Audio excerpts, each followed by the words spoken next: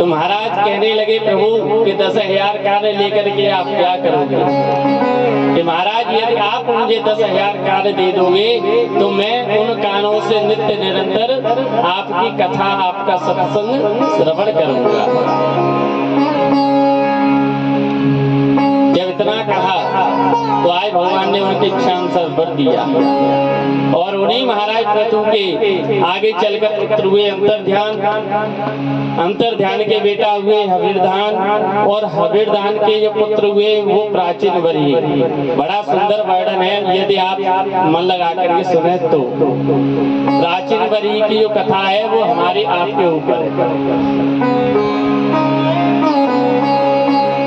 हविर्धान के जो बेटा हैं प्राचीन बरही, उन प्राचीन बरही ने जीवन में बहुत से यज्ञ किए, बहुत से यज्ञ। और जब यज्ञ धर्मों का कार्य जब हम करते हैं तो हमें शास्त्र सम्मत करना चाहिए। मैंने बहुत से लोगों को देखा है कि जब मन में विचार आ गया तभी पहुंच गए पंडित जी के पास, महाराज जी हवन करना है। कब करना है महाराज? के कल करना है। और तैसे आचार्य जी ने कलयुग में ठीक है महाराज हो जाएगा। ना कोई मुहूर्त निकाला, ना कोई समय निकाला, और मुहूर्त के लिए तैसे पंडित जी और तैसे यजमान। हवन की तैयारी है महाराज, पर्चा बना के दे दियो, हवन है साहब। लेकिन हवन के लिए, यज्ञ के लिए भी मुहूर्त का देखना अति आवश्यक होता है। यज्ञ हम जब भी करते हैं जब यज्ञ में अग्निवास पृथ्वी पर हो। अग्निवास यदि पृथ्वी पर नहीं होता तो यज्ञ नहीं करना चाहिए। लेकिन बहुत से मेरी माता बहन भाई बंधु ऐसे हैं जो ये कहते हैं महाराज नवरात्र चल रहे, चाहे जो यज्ञ कर लो, चाहे जो हवन करा लो महाराज, मैया को नाम है, चाहे जो हवन हो जाए वो मैया को। लेकिन ऐसा नहीं होता। हवन के लिए, यज्ञ के लिए अग्निवास का देखना बहुत ही आवश्यक है। अगर कहो तो मैं आप को बता दूं एक फॉर्मूला कि अग्निवास कैसे देखो जाते। अग्निवास देखने के लिए क्या करना पड़ता है महाराज? सर्वप्रथम अग्निवास देखने के लिए जिस दिन हमें हवन करना हो उस दिन की उदया तिथि को देखें।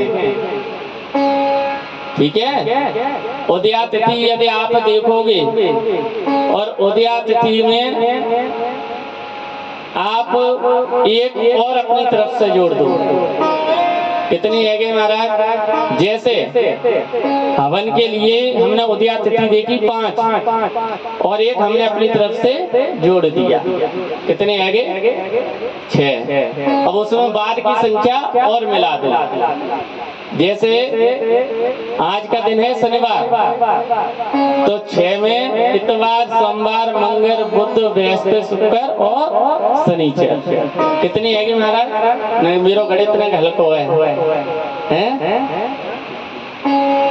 9। भैया कह रहे हैं 9 है।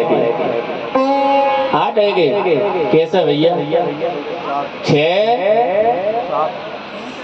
इतवार, सोमवार, मंगल, बुध, बृहस्पति, शुक्र और शनिचर। 7 और 6 कितने हैं? 6 दूनी 12 और 1 13। अब 13 में आप क्या करोगे? भाग देना है। कितने को देना है? हमारे परीक्षित जी जानते हैं 4 का भाग देना है। 4 एकन 4, 4 दूनी 8 और 4 तिया 12। कितने बचे? 1। यदि 1 रहता है तो अग्निवास आपका स्वर्ग में होगा, इसीलिए हवन नहीं करना चाहिए।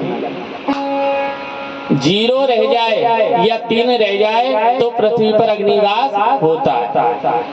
1 रह जाए या 2 रह जाए तो हवन नहीं करना चाहिए। ये बहुत ही अच्छा फॉर्मूला महाराज। आज वो यज्ञ पर यज्ञ करते हैं, लेकिन यज्ञ में क्या करते हैं? कूड़ावती में बलि देते हैं। पहले की हमारी प्रथा थी कि जानवरों की बलि देते थे, लेकिन आज जो प्रथा है वो क्या है कि गोला की बलि दी जाती है।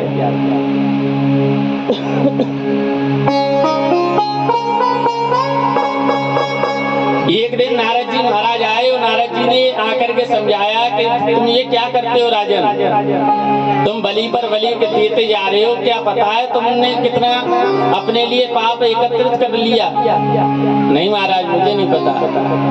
एक बात तो ध्यान रखना, हमारे गुरुजी कहते हैं, हमारे गुरुजी कहते नहीं है बल्कि करते हैं कि जब भी हमें हवन करना हो तो एक दिन पहले आम की समिधा लेकर के अच्छे कपड़े से साफ करके या तो पानी में डुबो के उन्हें पोंछ करके रखें, सुखाएं दोबारा से, और अगर ऐसा नहीं कर सकते तो गीले कपड़े से उन्हें पोंछें और देखें कहीं घुनी हुई लकड़ी समिधा तो नहीं है।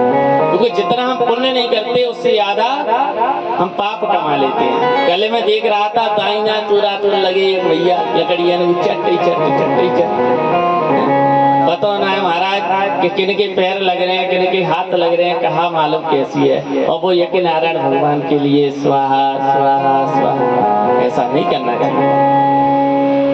जो भी हम अविक के जो सामग्री बनाते हैं, सामग्री कैसी होनी चाहिए?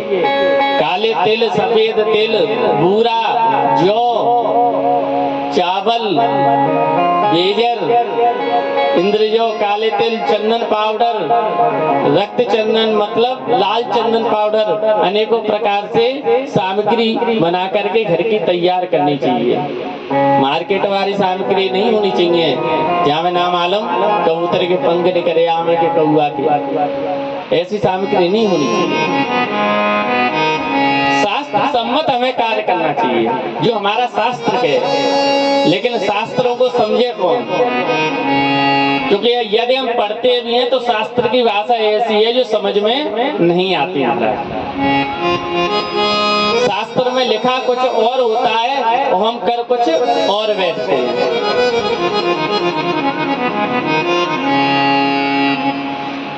शास्त्र को समझना कोई साधारण बात नहीं है।